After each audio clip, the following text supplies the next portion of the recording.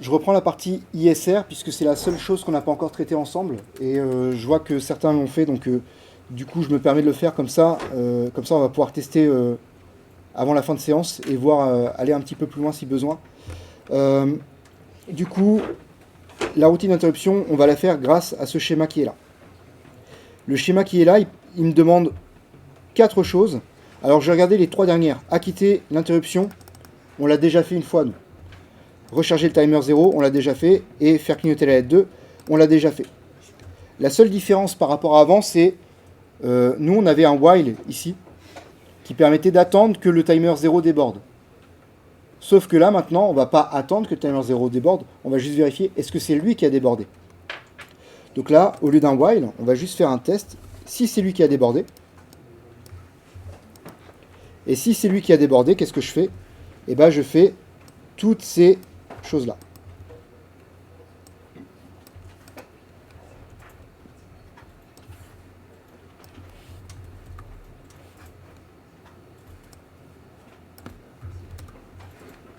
Alors pourquoi est-ce que je fais un test?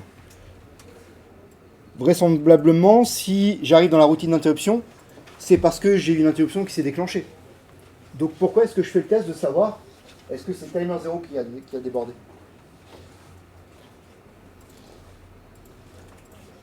Et bien, ce test-là, je le fais parce que je peux avoir plusieurs interruptions, plusieurs sources d'interruptions, soit des GPIO, soit des UART, soit d'autres timers, qui peuvent éventuellement être configurés aussi en interruption de haute priorité. Et donc, quand j'arrive dans ma routine d'interruption, il faut que je sache lequel des événements est à l'origine de la demande d'interruption. Et donc, je vais faire un test.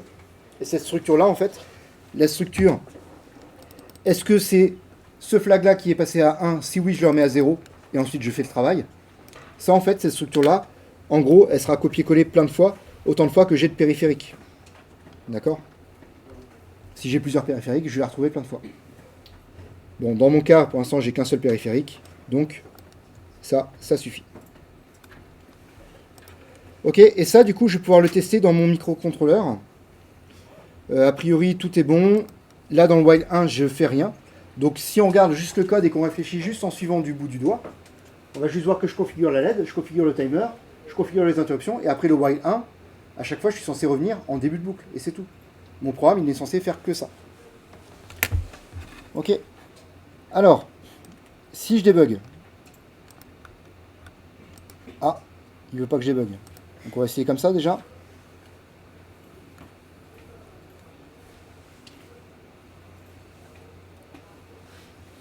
Donc a priori, ce que je suis censé voir, c'est ma LED qui, comme tout à l'heure, change d'état une fois toutes les 20 millisecondes. Ok, ça c'est l'objectif qu'on souhaite atteindre. Donc si je regarde à l'oscilloscope, est-ce que c'est le cas? Je suis à 10 millisecondes par division, ouais, donc c'est ça. J'ai 20 millisecondes ici. Hop, j'ai ici un temps bas qui est affiché. Ok, donc j'ai bien 20 millisecondes. Je suis content. Ok. Donc ça c'est bien, mais par contre, qu'est-ce qui prouve que c'est mieux que tout à l'heure? Eh ben, je vous montre un truc. À la place de faire juste LED 2 init, je vais rajouter un LED 3 init, et peut-être même un LED 4 init, tiens. Toc. Et j'ai écrit de mon côté aussi les fonctions LED 3 toggle et LED 4 toggle. Ok. Donc je refais la même chose, mais cette fois-ci, j'observe aussi la LED numéro 3. Et la LED numéro 3, si j'active ça, paf.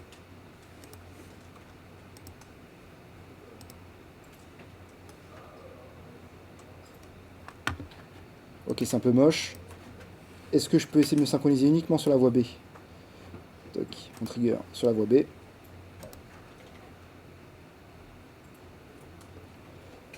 Je crois bien que ça clignote bien trop vite pour lui.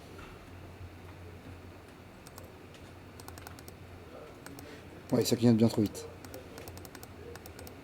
Mais si je vois ma voie B, vous voyez que le temps de clignotement là, je sais pas c'est quoi la période. J'enlève la voie A pour que ce soit un peu plus clair.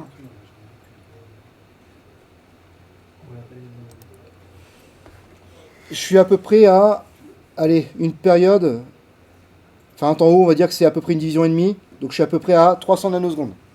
Ok, 300 nanosecondes, c'est le temps pour faire quoi? C'est le temps pour faire clignoter ma LED, faire le while 1, et je refais clignoter ma LED. Donc on voit que en fait je peux faire du travail en même temps que de faire clignoter en même temps que de faire clignoter l'autre LED, celle à 20 millisecondes. Hop, vous voyez, si je me synchronise sur l'autre voie, du coup, et que je recule mon échelle de temps,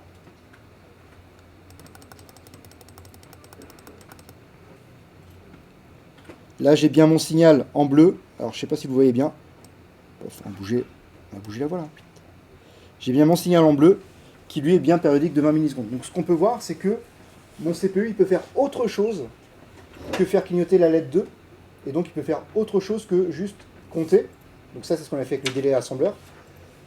Ou alors juste faire autre chose que déléguer le comptage, mais demander activement au timer est-ce que tu as fini, est-ce que tu as fini, est-ce que tu as fini. Là c'est le timer qui dit j'ai fini, donc on va aller faire la routine d'interruption à la place. Ok. Et ça à quoi ça sert? Ça sert à faire une dernière chose, on va le voir, qui est... Faut pas que je me gourre parce que j'ai oublié de préparer cette partie-là. C'est la partie qu'on appelle les power saving. Donc là, la plupart du temps, soit on essaie de faire plusieurs travaux en simultané, soit quand j'ai pas de travail à faire, on va essayer de mettre le processeur en veille. D'accord? Et si je mets le processeur en veille, ça se fait avec une instruction. Une instruction qui se fait là-dedans dans CPU dose. Donc, si j'ai pas de bêtises, c'est-à-dire somnoler. Je sais pas s'il y a des bilingues. Corrigez-moi. Mais du coup, en fait, ce qu'on va faire, c'est on va mettre mon CPU ici en mode idle enable. C'est-à-dire que on va faire en sorte que quand je me demande à mettre en veille, on va faire en sorte que une instruction sleep, donc qui permet de mettre le processeur en veille, va désactiver l'horloge du CPU, mais pas celle des périphériques. Ce qui fait que mon timer va continuer à tourner. D'accord? Donc je vais juste mettre ce bit-là à 1 dans mon timer 0 init.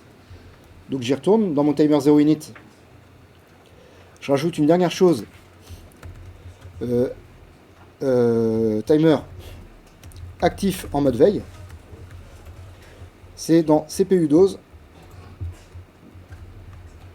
Je mets le bit ici à 1. Et dans mon while, ce que je vais faire, c'est que je vais appeler l'instruction en assembleur qui s'appelle sleep pour mettre mon processeur en veille. Ok? C'est les deux modifications que j'ai faites. J'autorise mon timer à fonctionner en veille et je mets le processeur en veille. Ok? Et maintenant, qu'est-ce qu'on voit? On voit que les deux horloges, les deux sont bien synchronisées. Ça veut dire quoi? Ça veut dire que tout à l'heure, dans mon while 1, vous voyez que je n'avais pas mis la mise en veille. Et donc, ma broche numéro 3, donc qui est en rouge chez vous, eh ben, elle changeait d'état très fréquemment, à une fréquence de 300 nanosecondes. C'est-à-dire que tous les 300 nanosecondes, on rentrait dans la boucle et on faisait du travail. Okay. Là, maintenant, je change d'état que une fois de temps en temps. C'est-à-dire que je rentre pour la première fois dans ma boucle, je change la LED d'état, donc supposons que je l'allume. Ensuite, mon processeur, il se met en veille. Il se met en veille jusqu'à quand? Jusqu'à temps qu'il y ait une interruption. Et donc, quand il y a une interruption, qu'est-ce qui se passe? Qu'est-ce que je vais exécuter quand j'ai une interruption? Je vais exécuter ça. Je fais tout ça. Une fois que j'ai fini, où est-ce que je reviens? Je reviens après mon instruction sleep, puisque je venais de l'exécuter, donc je reviens après.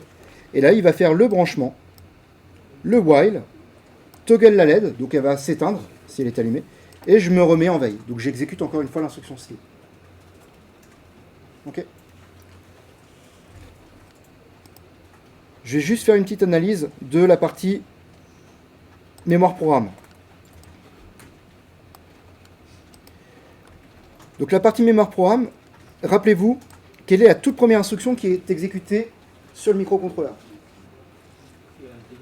Celle qui a l'adresse 0. Ok. Donc à l'adresse 0, qu'est-ce que j'ai? GoTo C6. Donc il va à cette... il est où C6? Il est là. Il fait GoTo 1FC. Donc il m'envoie balader un petit peu. 1FC, il est où? 1FC. Alors il fait 2-3 choses. Il fait un goto 1B0, qui est retour en arrière. Il fait un call. Ah oui, si ça va être plus facile. Je vais essayer de me remettre en mode debug. On va voir. Parce que du coup en mode debug vous avez les labels qui apparaissent en plus et ça permet d'avoir un code un peu plus lisible. Parfait.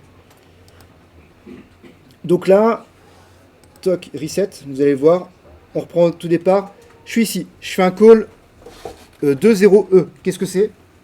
C'est un appel à la fonction let2init. Ok, donc je rentre dans cette fonction-là, let2init. Donc il me fait mon bit clear là, et après return, je reviens dans le main. Ok, je fais un call 2.0a, donc ça c'est pour appeler let3init. J'avance, je suis dans let3init. Ok. Je fais un call 206. Là, c'est pour appeler la fonction let4init. Donc, je rentre dans la fonction let4init. Voilà, je suis content. Et ensuite, j'ai un... Je m'apprête à faire ma fonction timer 0init. C'est un appel de fonction, on est d'accord? Donc, du coup, quelle instruction, pardon, en assembleur, je suis censé avoir? Si je fais un appel de fonction. Je suis censé avoir un call. Et là, visiblement, j'ai pas un call. Mais si, il est là. Alors pourquoi j'ai pas un call direct? Ouais, les 3 instructions que vous avez avant, ça, les 4 instructions, pardon, ça et ça, c'est pour préparer la valeur 20 000. C'est pour préparer le passage d'argument. Alors c'est un peu long parce que c'est une valeur sur 16 bits, alors que mon CPU il travaille sur 8 bits. Donc déjà il est obligé de faire au moins les opérations en 2 fois à chaque fois. Donc en fait, il prend une valeur, il la met dans cette case mémoire là, il prend une valeur, il la met dans cette case mémoire là. Okay. Et donc en fait, il prépare la valeur que je vais passer à la fonction. Et après, bim, appel de fonction. Donc j'arrive dans timer 0init. Et là, il va faire toutes les instructions. Okay. Donc on voit le move LW90 et le move WF T0,0. Le move LW54 et le move WF T0,1. Et on voit tous les paramètres qui arrivent les uns après les autres. Ok. Ça vous va? Donc là, je suis dans la fonction timer 0init. Toutes les instructions que vous voyez en assembleur à droite correspondent aux instructions que j'ai mis en C. Okay. Donc les adresses que vous voyez là, CA, BA, C2, ce sont les adresses des registres PIR0, IPR0, PIE0 et D7, c'est le registre CPU dose. Et ce que vous voyez là, 55557, c'est le numéro du bit dans le registre. Okay. La fonction init, elle est terminée. Qu'est-ce que je fais juste après? Un return. Et c'est parti, je reviens dans mon main.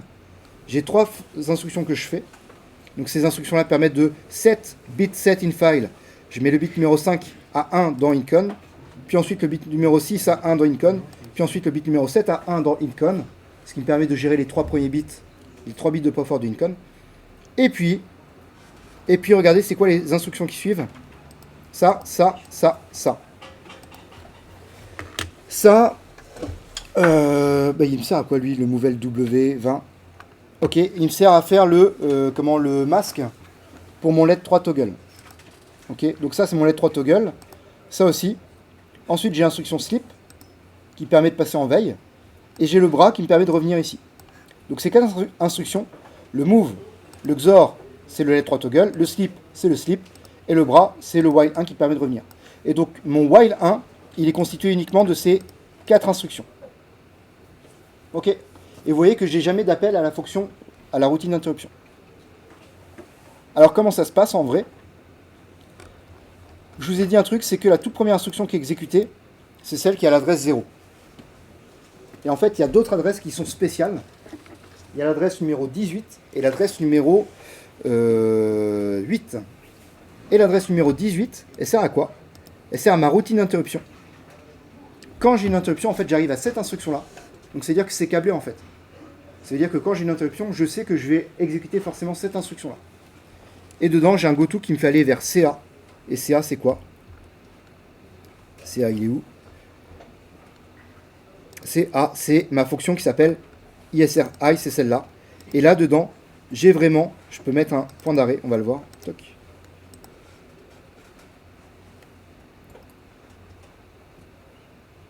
Il est où mon CA? Ah, c'est parce qu'il a fait plein d'autres choses avant. Ah oui, tout ce qui est fait avant, justement le CA il commence là, tout ce qui est fait avant, c'est la partie sauvegarde de contexte qui est ici en marron et que vous n'avez pas fait. D'accord? Mais c'est fait automatiquement par le processeur. Donc il fait plein de trucs. Et à un moment donné, on arrive ici à toutes nos fonctions à nous. Ok? Donc là, ce que je veux vous dire là-dedans, c'est qu'en fait, ma fonction ISR high, c'est pas une fonction réelle. C'est pas une vraie fonction qu'on peut appeler. Ce qu'on appelle une routine qui est appelée automatiquement parce que quand il y a une interruption, on sait forcément qu'on ira exécuter l'instruction d'adresse 8 ou l'instruction d'adresse 18 si on est sur les bases priorités. Mais en tout cas, c'est quelque chose qui est inséré dans votre mémoire programme et voilà, j'en reparlerai un petit peu en cours. Mais en tout cas, le fait qu'on puisse avoir cette fonction-là comme une routine d'interruption, c'est parce qu'on a mis ce mot-clé devant. Si on enlève ce mot-clé, et ben c'est plus une routine d'interruption. Et donc je ne peux plus l'appeler par une routine d'interruption. Ok. Je résume. Avec le code que je vous ai montré là, donc j'ai rajouté une LED en plus ici. Ça permet de voir que en fait, mon processeur, il va pas aller en boucle. Hop. Mon processeur, il va pas aller en boucle dans le timer 0. Dans mon while 1, il va pas le faire, en tout cas en permanence. Il va le faire juste une veille. Il va être réveillé. Tiens, d'ailleurs, je sais pas si je peux zoomer. Toc. Et on voit que le premier truc qui est fait, c'est faire clignoter ma LED dans ma routine d'interruption. Et deuxième truc qui est fait, c'est j'ai fait toute ma routine d'interruption. Je reviens dans mon while 1 du main.